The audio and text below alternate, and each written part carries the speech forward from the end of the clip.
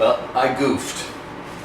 This is the reality for DIY. I'm Sarah, and this is Travis.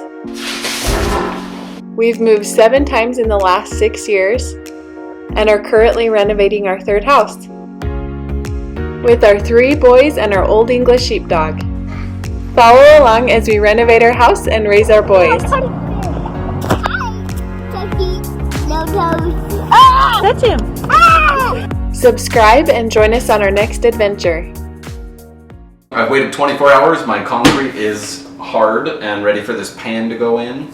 This is just a rubber shower liner pan that you can get at anywhere, Home Depot, Lowe's, whatever. Super common.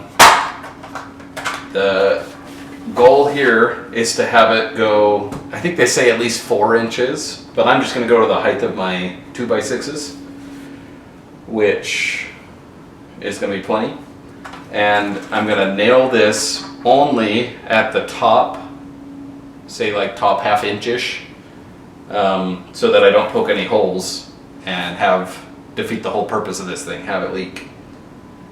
So I am just going to start in a corner, get this attached, and then I'll work my way back, cut it to fit, and then my floor liner will be in, my shower pan will be in.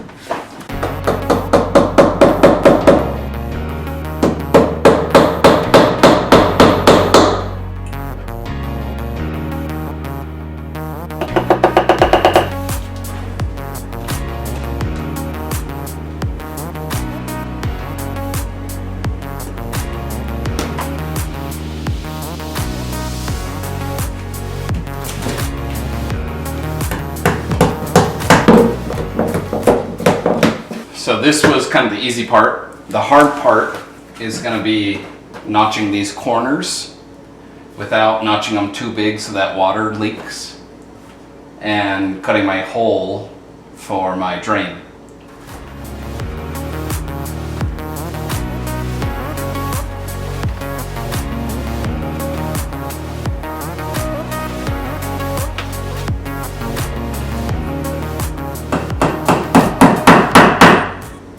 Now that I've kind of notched this corner, gotten this all fit in there, I have a hole here. That's too low. If this ever fills up with water or even splashing runs down to that corner, it can get in behind here. So what you do now is you have a little patch that, with some shower pan liner adhesive, you can glue this patch in. And now you have a perfectly watertight seal here again. So I'm going to clean this up just a hair more. Let's see here. Go about there. That is runny. Coat that really good.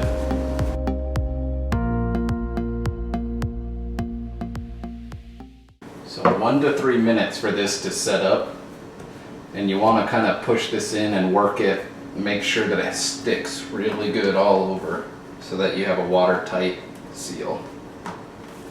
Now if you can kind of picture this, my concrete board is going to go down to about, probably about there, because this gets built up just a hair. So water, and that concrete board is going to be sealed, so water is going to hit the wall, come down, it's going to be below where that crack is, where the top of this is. One corner done. Now this other corner here.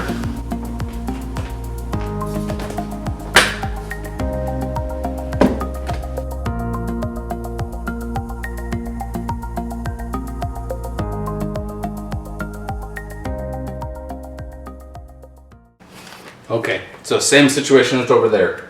Right now, I have a seam right here that I need to cover. So I got this guy that I'm going to glue into place right there.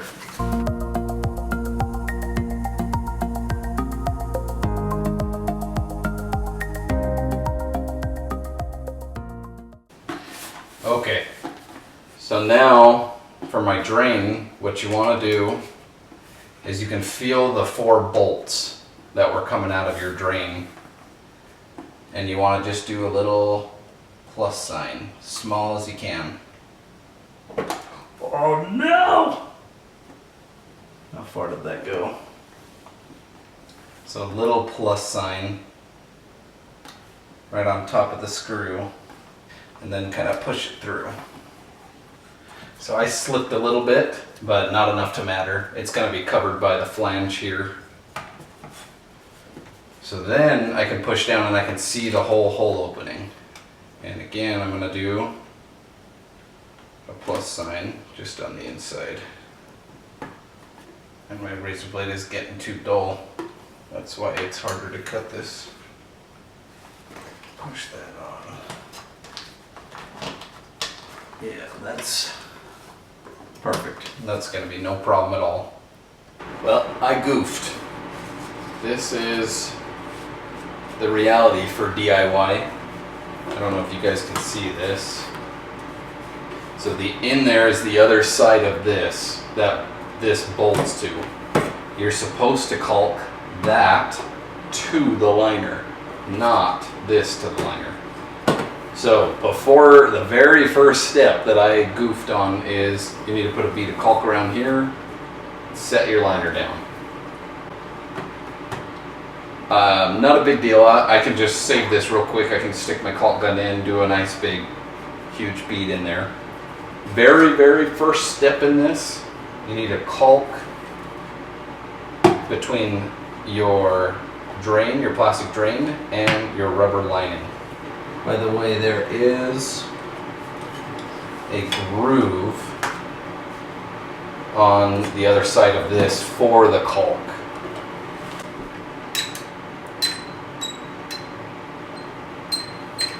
It has to be 100% silicone caulk to stick to this liner.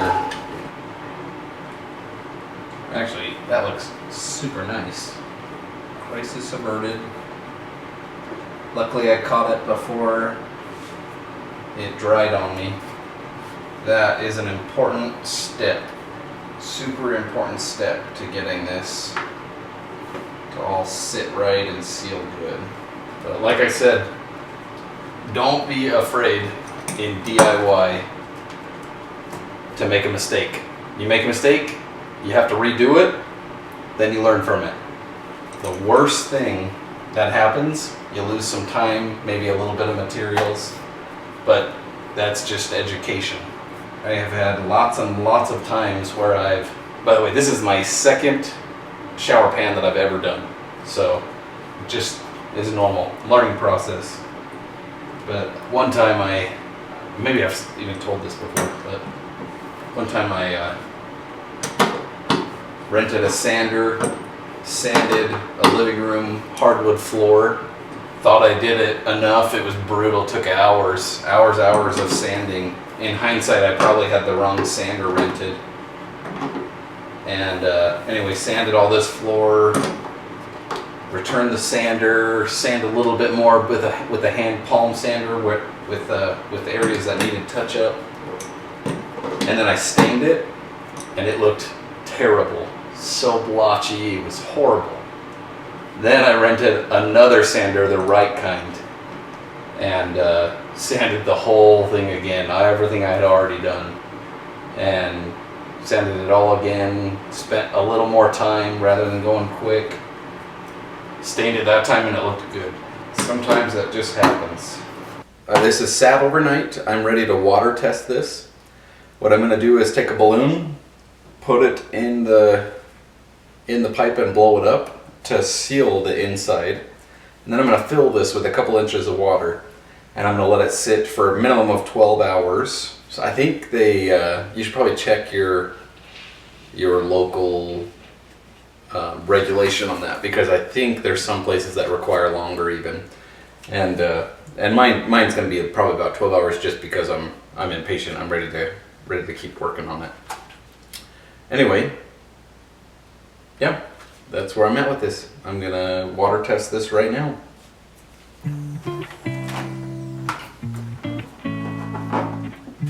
Alright, let's see if this will hold water now.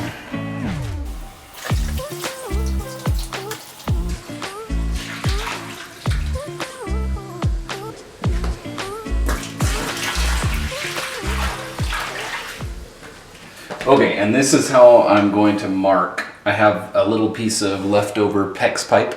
I have set that right in a certain spot. It's where an S is in this word. My water bottle is just to weight it down because it floats. So the water is right at the top of that PEX pipe.